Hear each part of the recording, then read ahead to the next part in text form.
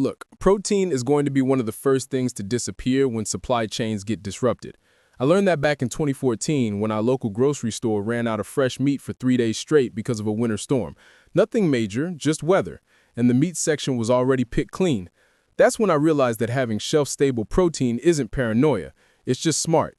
I'm Zach, and I've been prepping since 2012.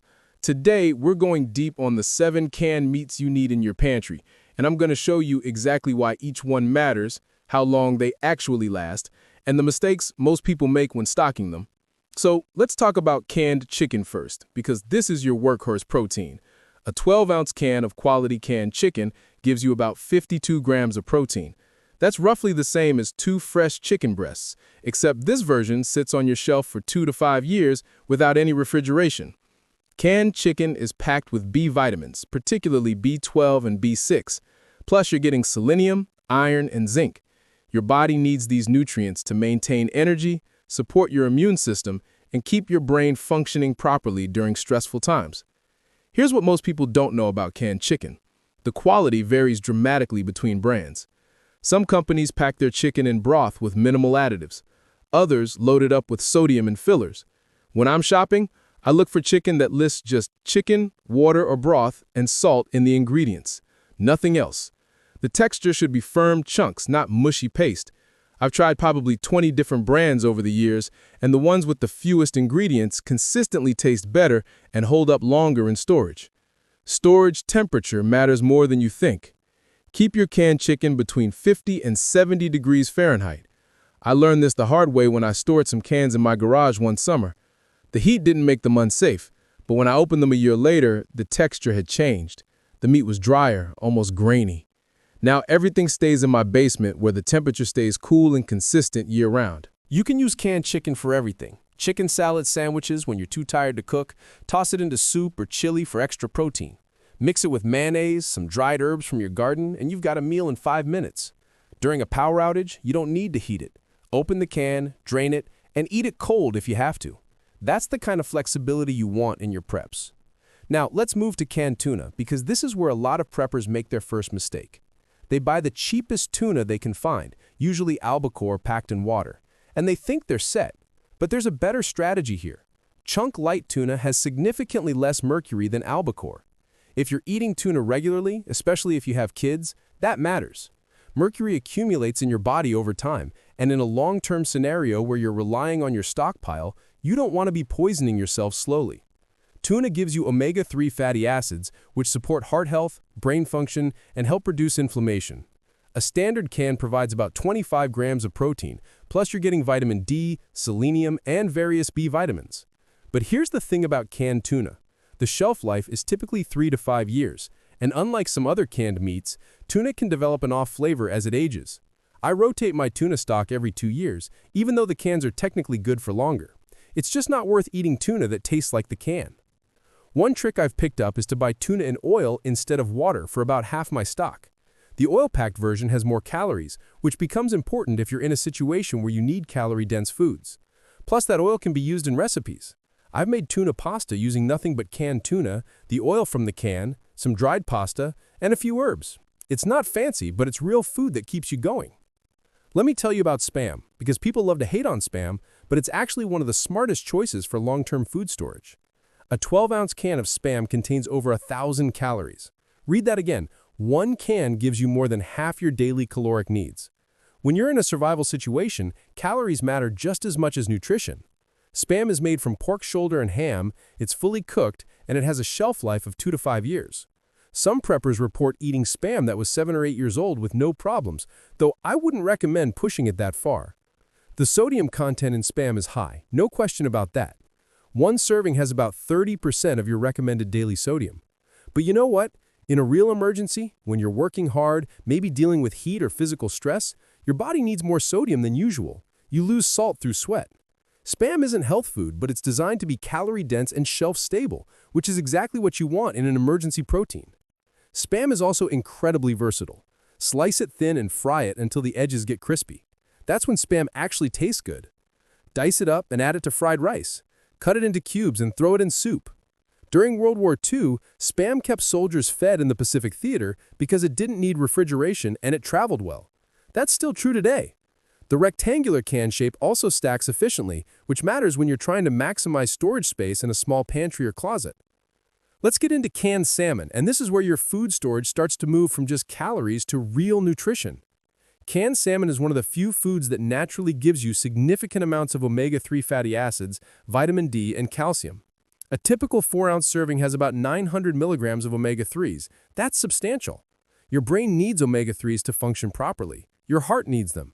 During prolonged stress, which is exactly what an emergency situation creates, omega-3s help your body manage inflammation and maintain mental clarity. Here's something most people miss about canned salmon. Because you're eating the bones, which are soft and edible after the canning process, you're getting one of the best non-dairy sources of calcium available. One serving can provide 20% of your daily calcium needs. That matters for bone health, especially for kids and older adults. The downside of canned salmon is cost. It's more expensive than tuna or chicken, but I'd rather have 12 cans of quality salmon that I rotate through over 2 years than 50 cans of cheap tuna that I never want to eat. You have to balance budget with nutrition. My approach is to stock both. I have plenty of budget-friendly proteins like chicken and tuna, but I also invest in some premium items like salmon and quality beef. When you're buying canned salmon, look for wild-caught over farmed. Wild salmon tends to have higher omega-3 content and fewer contaminants. I also prefer salmon packed in water rather than oil because it lets you control how you prepare it. Mix it with a little mayonnaise and some pepper, put it on crackers, and you've got a solid meal that requires zero cooking. Now we need to talk about Vienna sausages. And I know what you're thinking. These things are basically mystery meat in a can. You're not wrong, but hear me out. Vienna sausages are dirt cheap. They last for years, they don't need refrigeration or heating, and they provide quick protein and calories when you need them. A single can gives you around 240 calories and 14 grams of protein. They're not a staple, but they're a smart addition to your stockpile. I keep Vienna sausages specifically for grab-and-go situations. If I ever needed to evacuate quickly, Vienna sausages would be one of the first things going into my bag. They're lightweight, the cans are small, and you can eat them straight out of the can with your fingers if you have to. No fork, no plate, no cleanup. That kind of simplicity matters when you're under pressure. The nutritional profile isn't great. They're high in sodium and fat, and the ingredient list includes things you can't pronounce. But they're not meant to be your primary food source. Think of them as a backup to your backup. When everything else is gone or inaccessible, Vienna sausages will keep you fed. I've got about 20 cans tucked into various bags and storage areas, and they give me peace of mind. Some people slice Vienna sausages and add them to scrambled eggs or throw them in ramen. I've even seen them used in stews to stretch the meat content. They're more versatile than their reputation suggests. Just don't make them your only protein source and rotate them every couple of years to keep things fresh. By the way, because I know how overwhelming prepping can feel, especially when you're trying to figure out how to stock a pantry on a budget, I put together a completely free resource that walks you through building a 90-day food supply for just $50. This isn't some generic list. It's the exact shopping list I give the people who are just starting out, with specific brands, specific prices, and a step-by-step plan that works even if you live in a small apartment. It includes 37 essential items most people never think to stockpile, storage tricks that don't require a basement, and emergency meals you can make with zero electricity. The guide is totally free. I'll drop the link in the description and pin it in the comments. Grab it while you're thinking about it, because having a plan removes so much of the stress and confusion that stops people from actually preparing. All right, let's keep moving. Canned beef is your next essential protein, and this category includes several options. You've got corned beef, roast beef chunks, and beef stew. Each serves a different purpose. Corned beef has a shelf life of 2 to 5 years, and it's packed with protein, iron, zinc, and B vitamins. Iron is crucial because it carries oxygen in your blood. When you're physically active or dealing with stress, your body burns through iron faster than normal. Beef provides heme iron, which your body absorbs more efficiently than the iron you get from plants. Corned beef is heavily salted, which is part of how it's preserved. That high sodium content is a trade-off. On one hand, it extends shelf life. On the other hand, it means you need to balance it with lower sodium foods and drink plenty of water. I've made corned beef hash by mixing it with dehydrated potatoes and some dried onions. Cook it in a skillet until it gets crispy, and you've got a meal that tastes like you spent an hour in the kitchen, but it only took 10 minutes. Canned roast beef chunks are less common, but worth seeking out. They're typically packed in gravy or broth, which means they're ready to eat or can be quickly heated. The texture is closer to fresh meat than most canned options. I use roast beef chunks over rice or noodles for a fast dinner that actually feels substantial. The price is higher than chicken or tuna, but the quality justifies it. Beef stew at a can is a complete meal. You've got meat, potatoes, carrots, and gravy all in one container. Just heat and eat. The convenience factor is huge, especially if you're dealing with a situation where cooking is difficult or dangerous. Open the can, warm it up over a camp stove or even a candle if you have to, and you're fed. I keep several cans of beef stew specifically for scenarios where I need food fast and I don't want to think about it. The biggest mistake people make with canned beef is not checking for dents, rust, or bulging. A compromised can means the seal is broken, and that beef inside is no longer safe. Every 6 months, I go through my storage and inspect every can. If I see any damage, that can gets used immediately or thrown out. It's not worth the risk of food poisoning, especially in a situation where medical help might not be available. Now let's get into sardines and mackerel. And this is where your stockpile moves from good to excellent. These small, oily fish are absolute nutritional powerhouses. A single 4-ounce can of sardines gives you around 900 milligrams of omega-3 fatty acids, similar to salmon. But sardines also provide massive amounts of vitamin B12. One serving can give you 3 to 4 days worth of your B12 needs. Sardines are also one of the few foods that naturally contain vitamin D, which is critical for immune function, bone health, and mood regulation. Mackerel is even more impressive. A 15-ounce can contains over 4,000 milligrams of omega-3s. That's more than double what health authorities recommend for an entire week. Mackerel is rich in selenium, magnesium, iron, potassium, and niacin. During an extended emergency, when you might not have access to fresh produce or vitamin supplements, these nutrient-dense foods become incredibly valuable. Here's the reality about sardines and mackerel. A lot of people don't like them. The flavor is strong, the texture is different, and if you're used to mild fish like tilapia, sardines can be a shock. But taste is trainable. I didn't like sardines when I first tried them. I thought they were too fishy, too oily. Then I learned to eat them on crackers with mustard or mashed up with lemon juice and black pepper.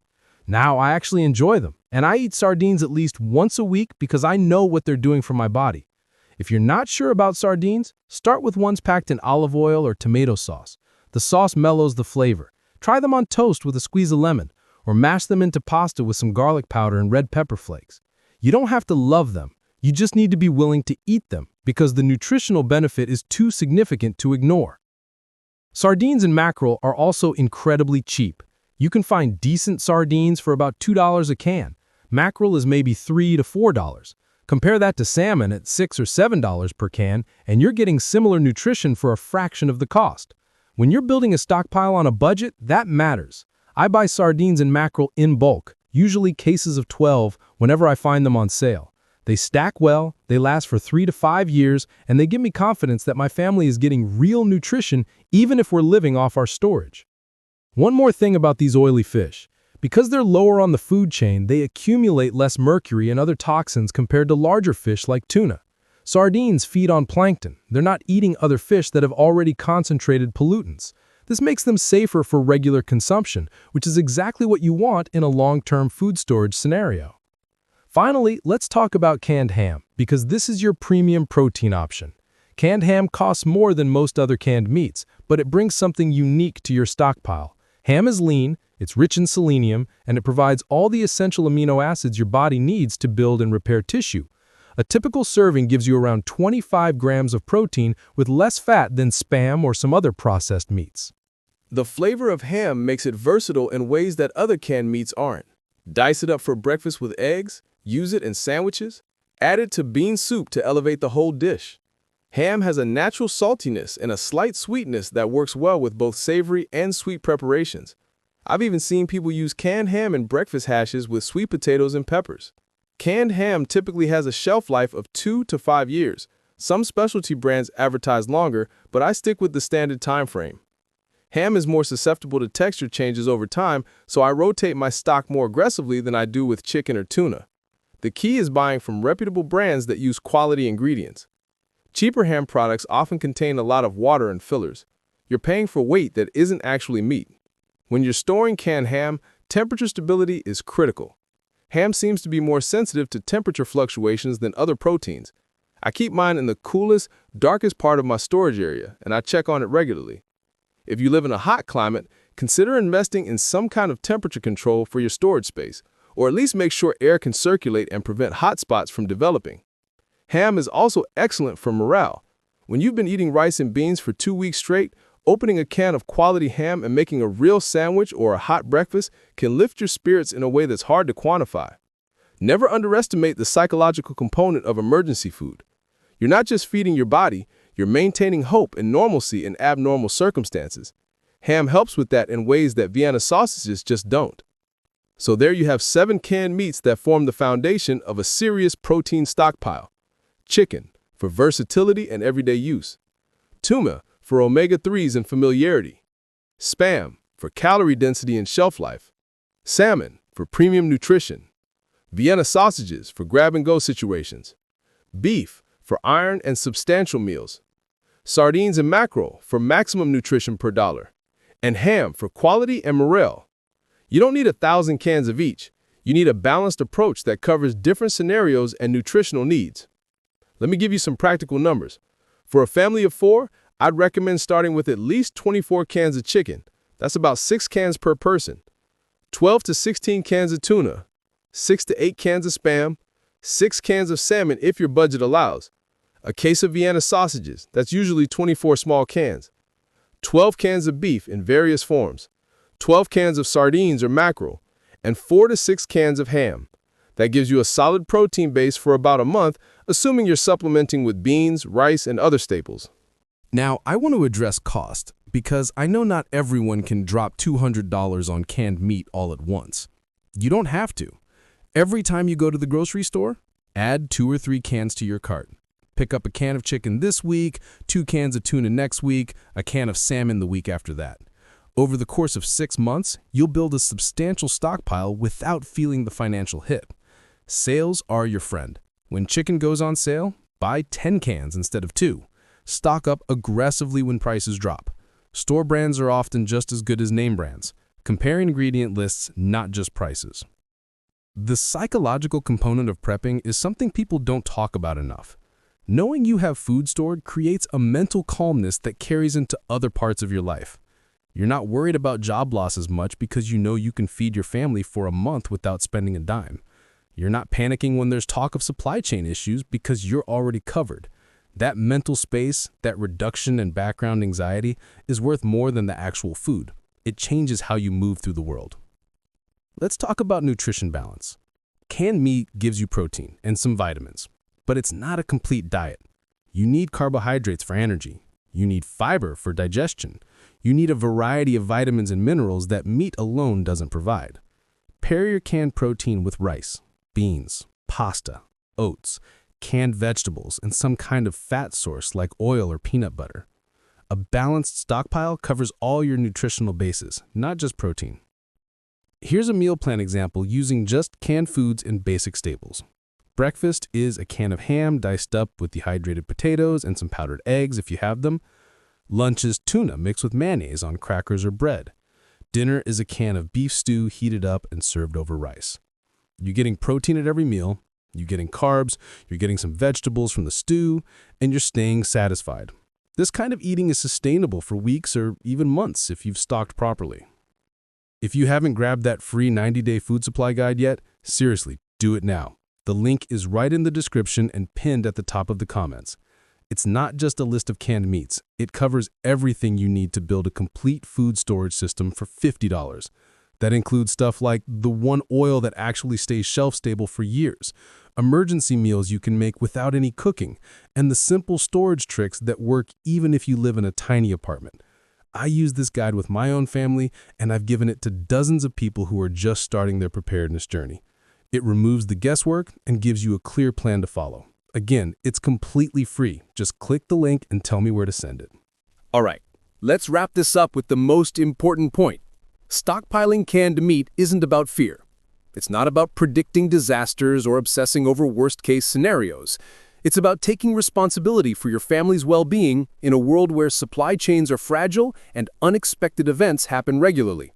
We've all seen how fast stores can empty when people panic. We've all heard stories about food shortages in other countries.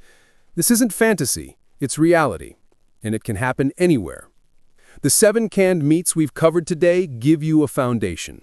You've got protein diversity, you've got different price points, you've got varying shelf lives and nutritional profiles.